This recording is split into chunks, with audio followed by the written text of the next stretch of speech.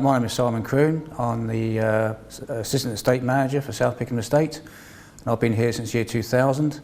My role here is to look after environmental projects on the estate, and also forestry, gardeners, shooting interests, and working closely with the family that own the estate. So the vineyard was planted in 1988. In 2010, I was asked if I would take it under more closer management. Took a lot of advice from other vineyards, a lot of advice from an Italian wine consultant called Andrea Poletti, who's been an enormous help. When I first started, we were producing about 3,000 bottles of wine per year, in a good year, and then now we're up to about sort of 4,500 to 5,000 bottles, and we've increased the size of the vineyard very slightly.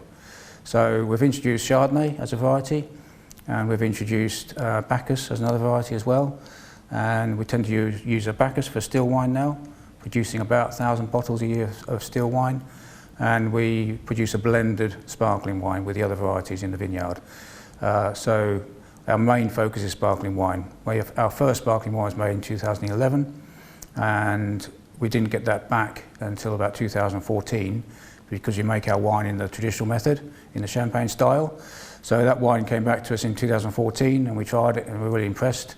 And it sold very easily. So we've been making sparkling wine ever since, and that's our main focus of our production. Traditional method of sparkling wine making involves making a still wine initially. This is called a sparkling base. After 1 year, or roughly 1 year, the wine is taken out of the vat and put into the sparkling bottle, and a little bit of yeast and sugar is added to the bottle. So the secondary fermentation is inside the bottle, and then after it's fermented inside the bottle, it's left to rest. And you can leave it to rest for 3 years, you can leave it to rest for 10 years if you want to, because the sediment that's created through the secondary fermentation does add flavour to the wine, and usually it's a good thing rather than a bad thing. So leaving your wine to rest is an important part of the process. We currently are selling to several restaurants, including some restaurants in London, which are a very good customer of ours. Also some wine shops in London.